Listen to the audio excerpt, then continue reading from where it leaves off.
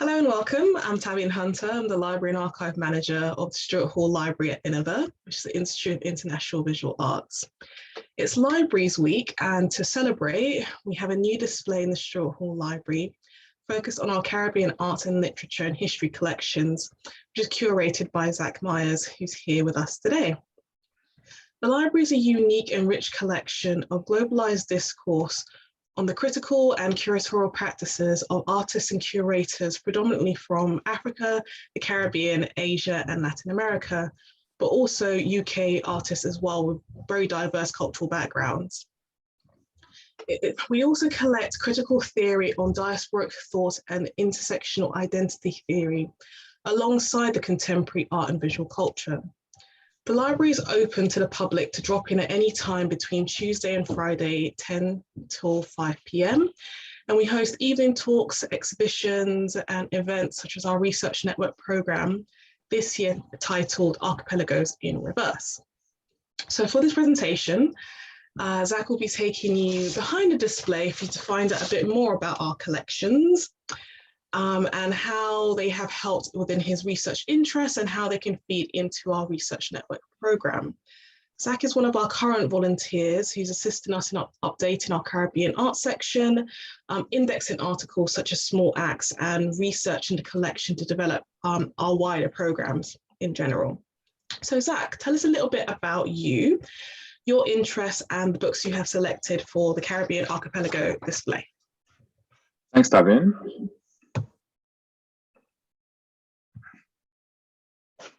So to begin, my name is Zach Myers. I'm currently a postgraduate student at University College London, studying for an MA in Race, Ethnicity, and Postcolonial Studies at the Sarah Parker Remond Center. I was born and raised in Bermuda, a tiny island marooned in the middle of the Atlantic, isolated from and yet connected to the Caribbean Archipelago that lies 2,500 kilometers south and contains my father's home, Trinidad.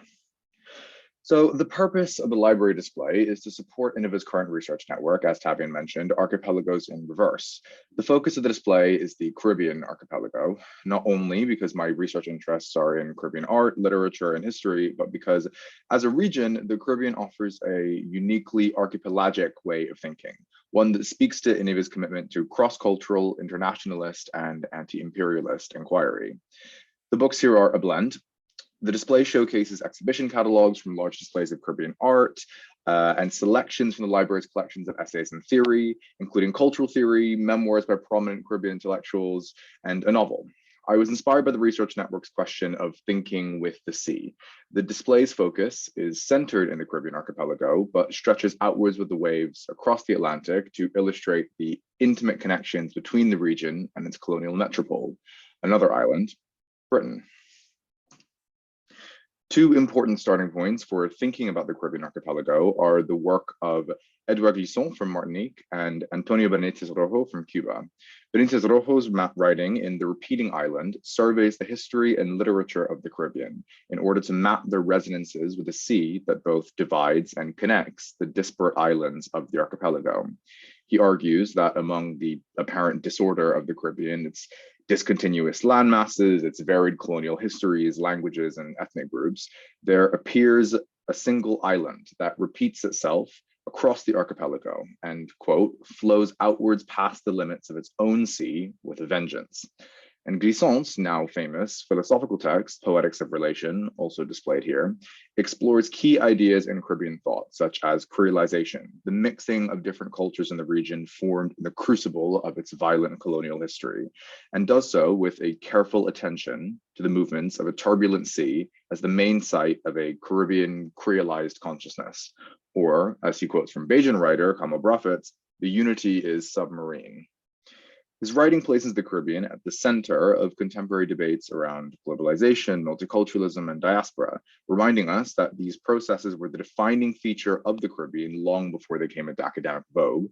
And his understanding of archipelagic thinking emphasizes these moments of cross-cultural connection, not just in the Caribbean, but across the whole world. Or, as he later writes, the entire world is becoming an archipelago. Like Benitez Rojo, his work questions our understanding of the Caribbean as a geographical entity. Both writers gesture to the difficulties of defining the region as only a cartographic space or just a collection of islands strewn across a map. Where is the Caribbean? Does it include the eastern coast of Colombia, Miami, Bermuda? While they both focus on the Caribbean, they suggest that our understanding of the region as an archipelago or as a network of islands connected by the sea can be expanded beyond the narrow limits of a map space as a metaphor for an increasingly interconnected and crucially aqueous world. Two of the large exhibition catalogues on display here, Relational Undercurrents and Infinite Islands, take their name from Glisson and Benitez Rojo's writing respectively. These catalogues demonstrate the difficulty of collecting and displaying the variety of art produced in such a heterogeneous area like the Caribbean. As Glisson writes in dialogue with the curator Hans-Ulrich Obrist, the museum itself can actually function as a kind of archipelago, uncovering networks of relation between individual artworks in a way that's unexpected and crucially nonlinear. And furthermore, given that both of the exhibitions here were in America, in Los Angeles and New York, respectively, they also demonstrate that often the Caribbean archipelago is actually just a kind of an imaginary space that has to be reproduced outside of the actual geographical area of the Caribbean itself.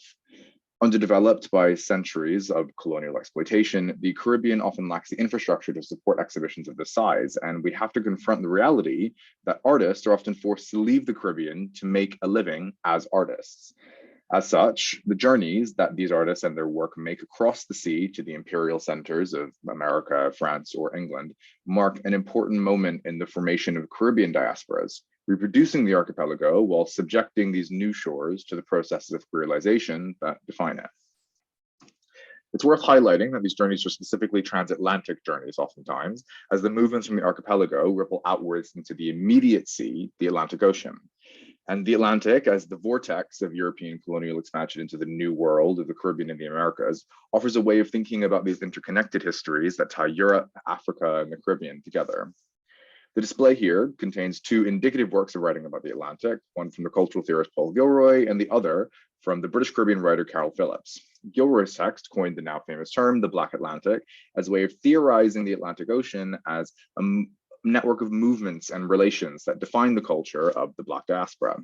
He rejects the geographical boundaries of its various regions, Europe, West Africa, America, even the Caribbean, in order to tell a different history, one that's attentive to the rhythms and the complications and the movement of the sea.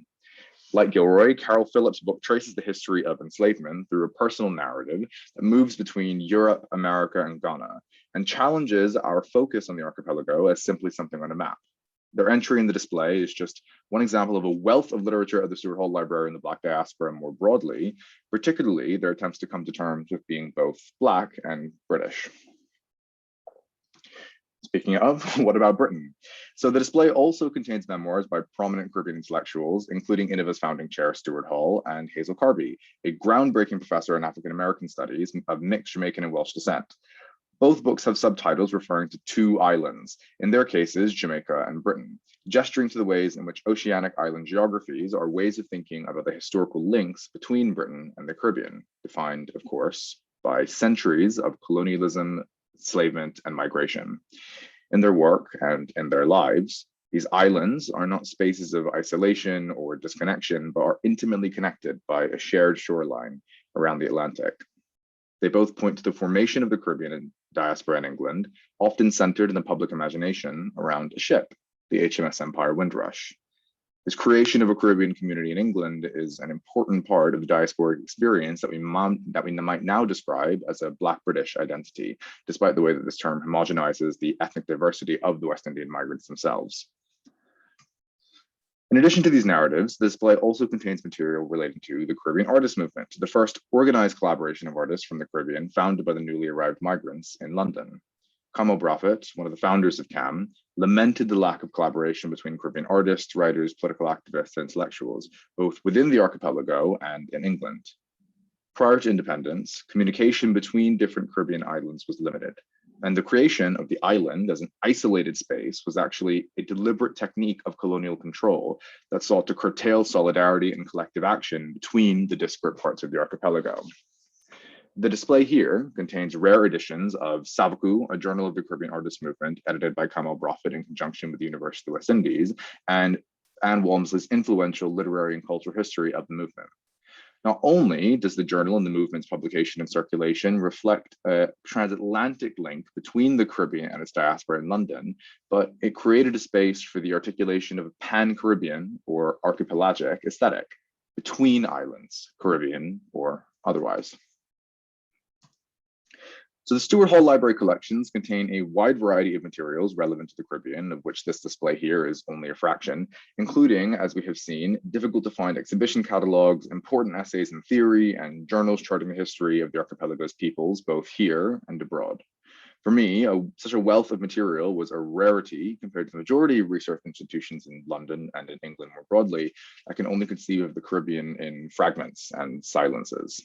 The collection is beneficial for academic researchers interested in the history of Caribbean art and literature, as well as their contemporary forms, as well as for artists and curators grappling with the archipelagic and its concurrent issues of diaspora, globalization, and multiculturalism. And crucially, it's a vital resource for anyone in the community, particularly for those in England that represent another stage in the diaspora of the Caribbean archipelago, and for those of us who tentatively might imagine it to be home. Thank you. I hope that was helpful.